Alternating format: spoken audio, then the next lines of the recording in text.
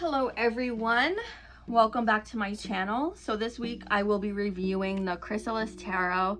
But first, before we get into this, I would like to let you all know that I do offer 30-minute tarot readings and pendulum. So I do both tarot and pendulum combined, so you can ask your yes and no questions.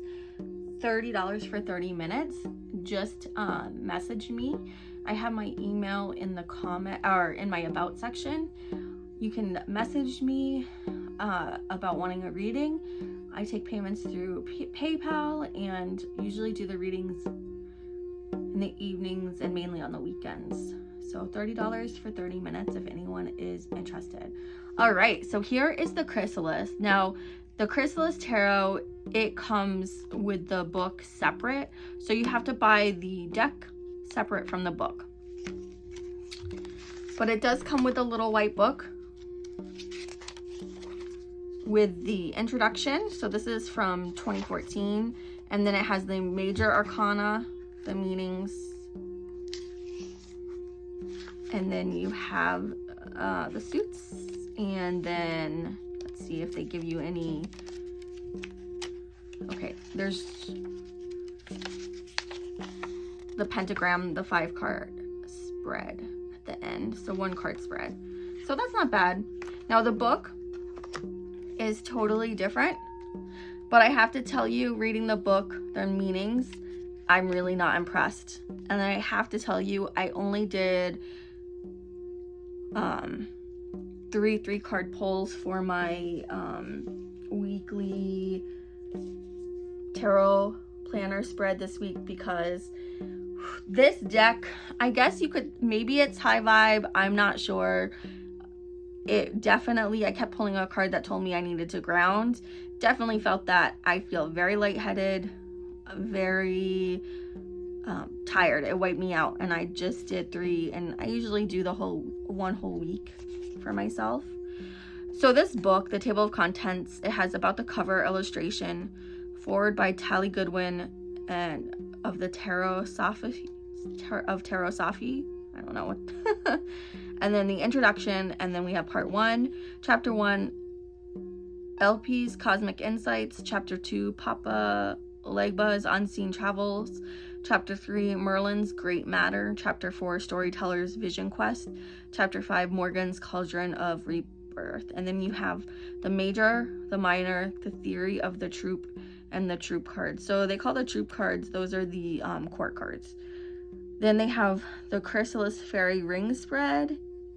So it's different than what the little white book has. And then acknowledgements and about the authors.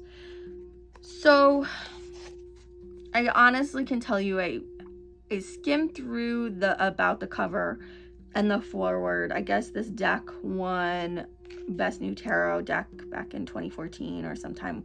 That's when this deck was created.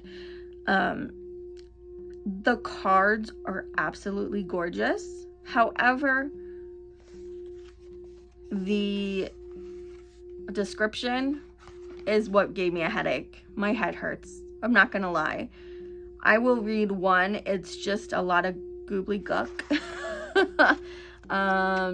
Great stories.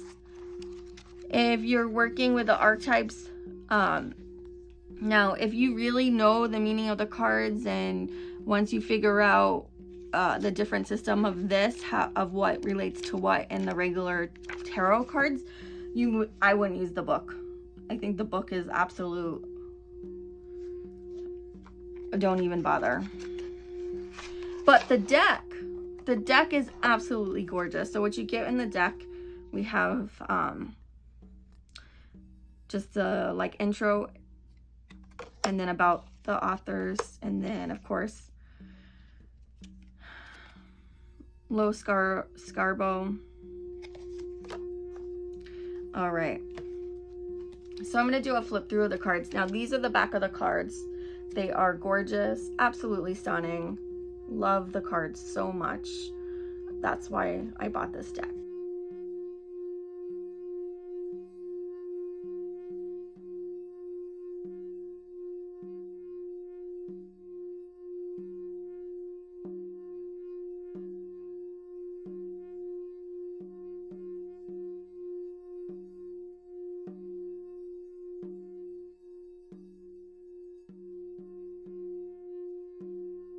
Now, the Hierophant as the divine child, I don't agree with this at all. I have not read the card. What their reasoning was, who knows? It could be some deep meaning behind it. I don't know. Let me know what you think about the divine child being the Hierophant, which is usually, you know, someone who has many years on earth.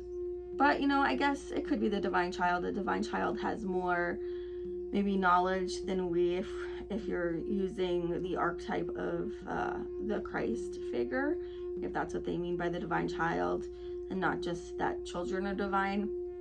If that's what they're going for, maybe, but I don't know. It just doesn't really work for me.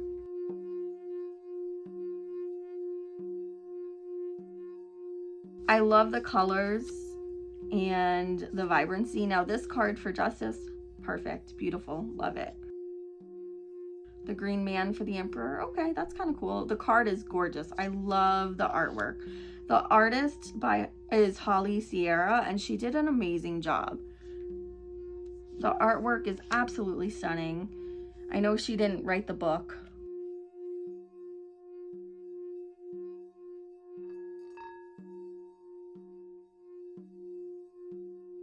But I would definitely say this is a very new age deck.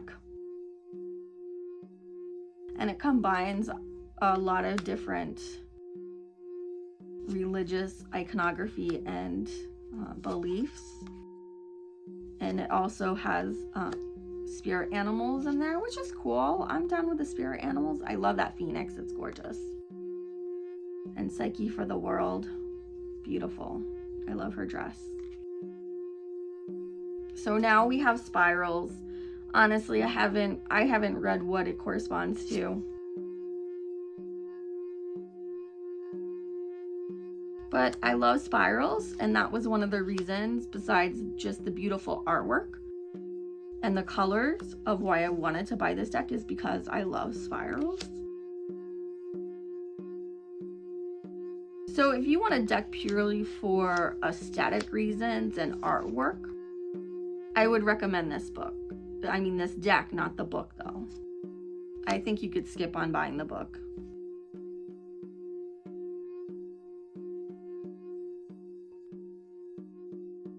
Again, now we have mirrors. I think the mirrors is supposed to be water, is what I'm assuming with the mermaid.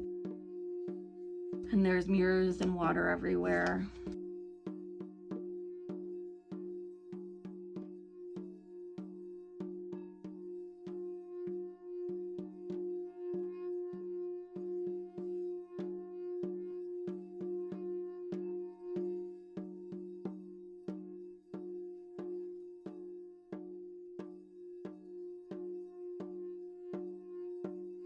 And now we have scrolls.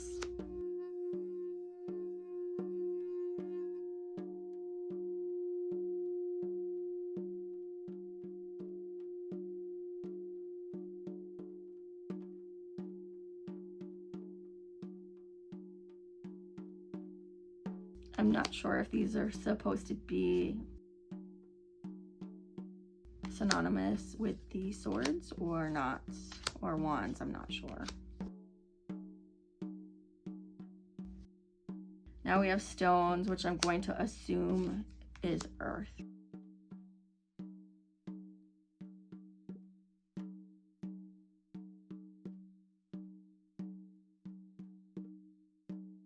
So this is the one I kept pulling for all my readings, whether that was my question or not, was 8 of Stones telling me to ground. I'm like, okay, great.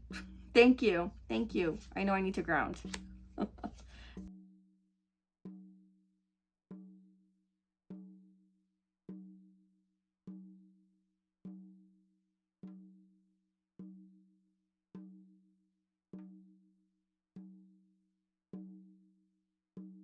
So I'm just gonna read one section. I'm just gonna flip.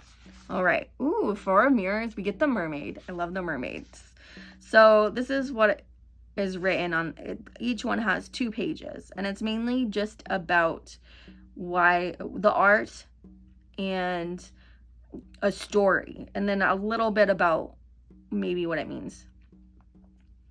Some years ago, I completed a painting called Serene that became very popular. I have often been asked if I would please paint another mermaid.